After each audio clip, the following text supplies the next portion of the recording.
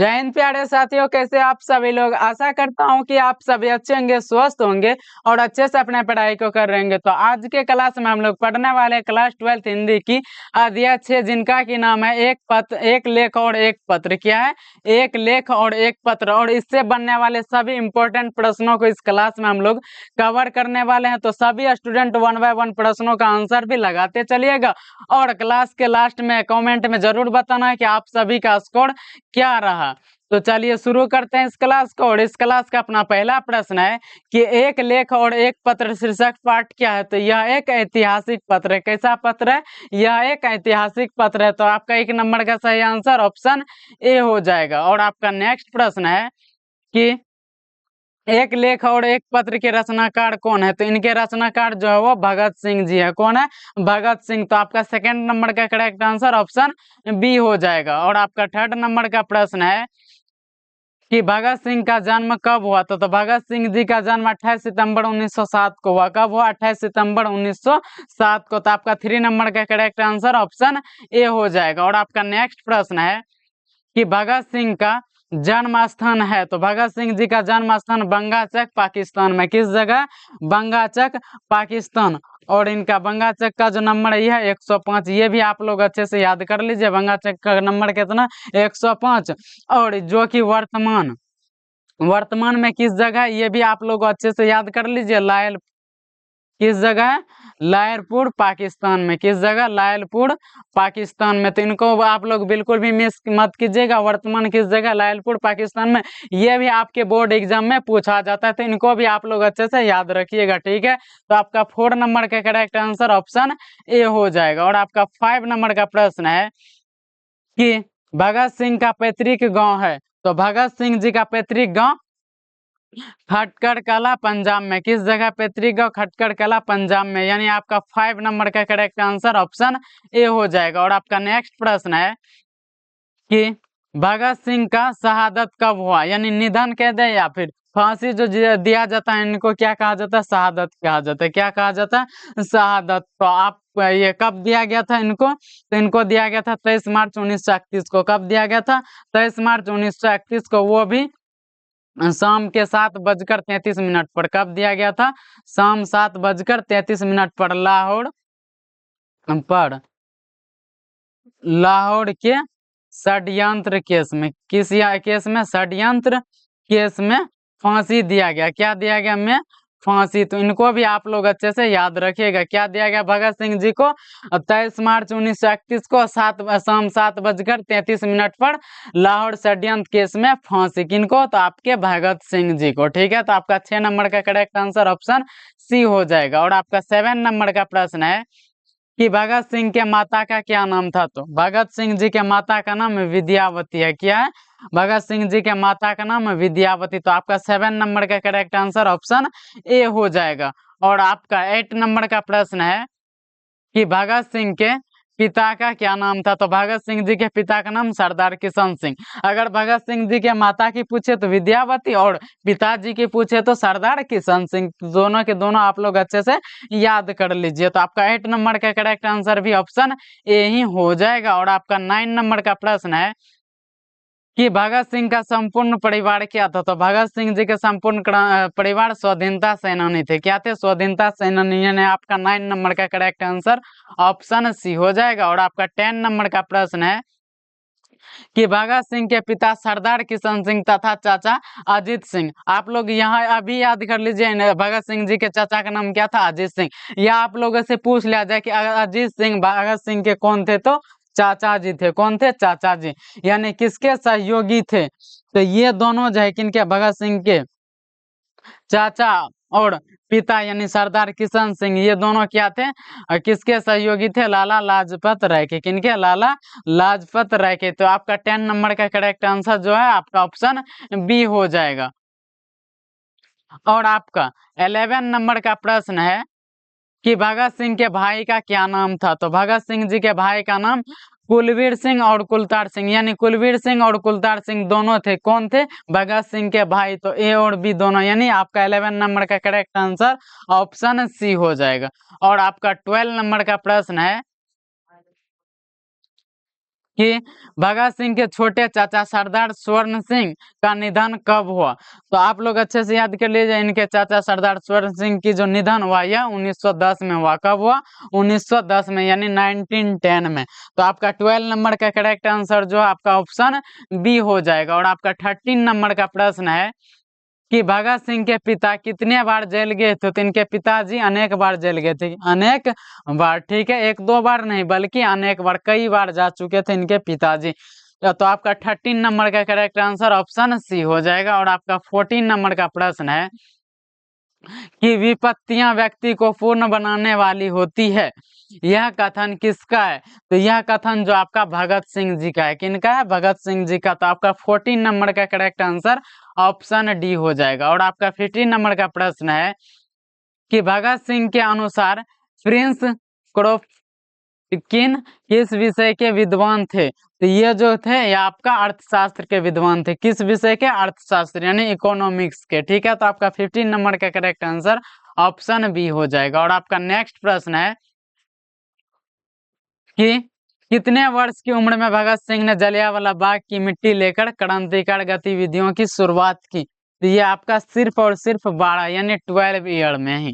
कब? 12 ईयर। कौन? भगत सिंह जी, ठीक है, क्रांतिकारी गतिविधियों में शामिल हो गया, ओनली वन इन 12 ईयर, ठीक है। तो आपका 16 नंबर का सही आंसर ऑप्शन सी हो जाएगा। और आपका 17 नंबर का प्रश्न है कि चौरा चोरी कांड कब हुआ।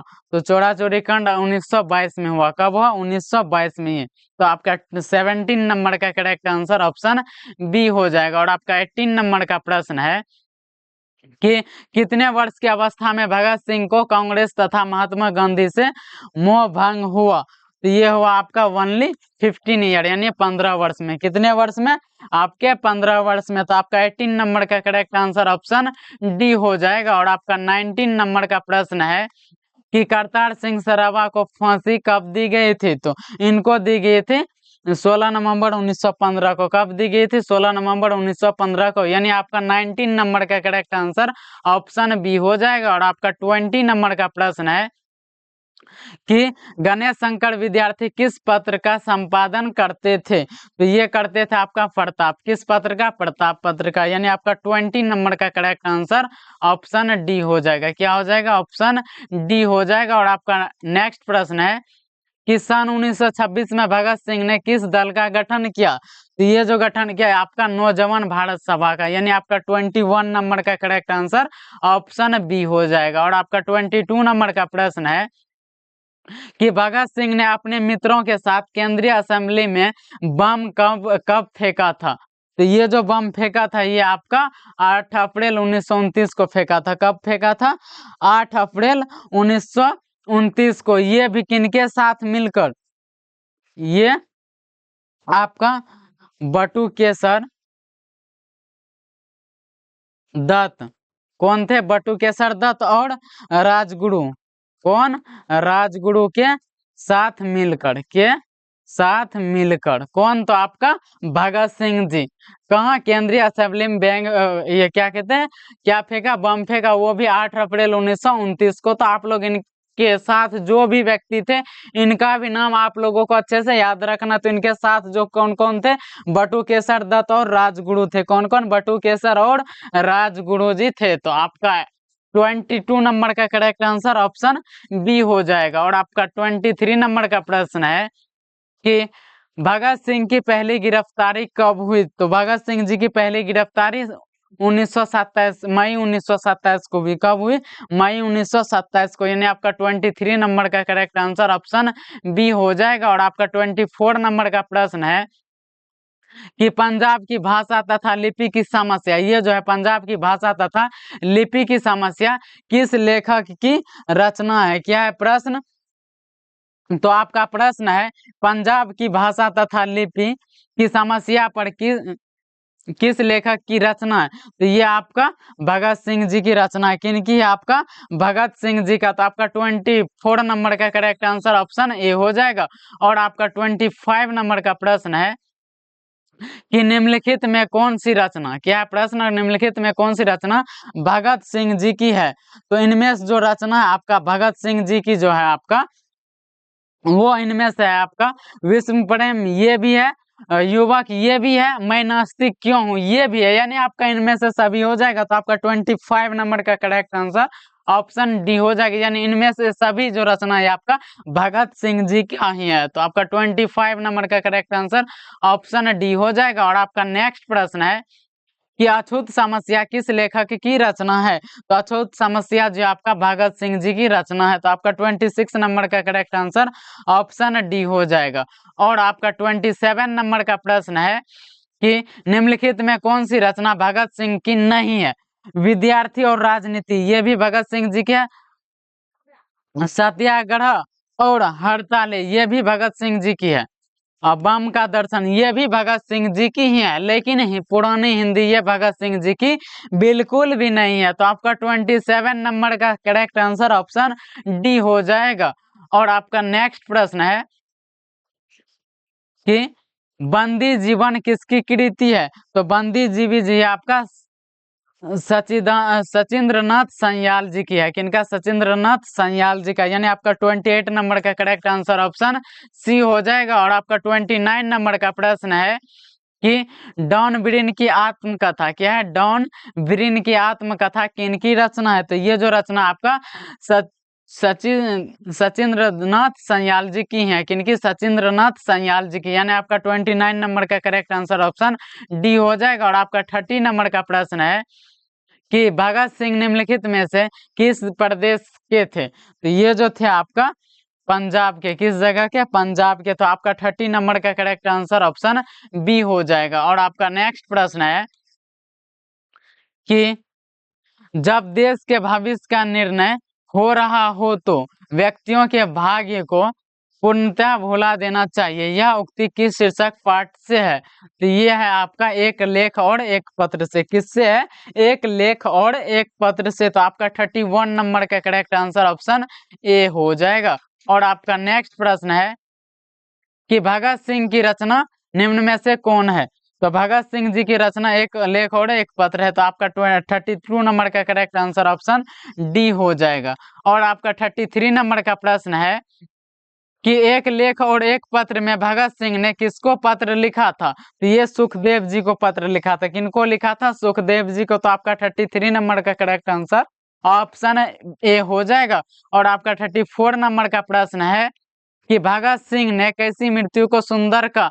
तो वह कहा देश की सेवा के बदले दी गई फांसी को। तो यानी आपका 4 नंबर का करेक्ट आंसर ऑप्शन सी हो जाएगा। और आपका 35 नंबर का प्रश्न है कि भगत सिंह ने चंद्रशेखर आजाद के साथ मिलकर किस संघ का गठन किया। तो ये जो किया था आपका हिंदुस्तान समाजवादी प्रजातांत्रिक पार्टी का गठन। किस पार्टी का? हिंदुस्तान समाजवादी प्रजातांत्रिक पार्टी का गठन। तो आपका 35 नंबर का करेक्ट आंसर ऑप्शन सी हो जाएगा। और आपका 36 नंबर का प्रश्न है कि 1914 में भगत सिंह किस पार्टी की ओर आकर्षित हुए। तो ये गदर पार्टी की ओर। किस पार्टी की ओर? गदर पार्टी की ओर। तो आपका 36 नंबर का करेक्ट आंसर ऑप्शन डी हो जाएगा।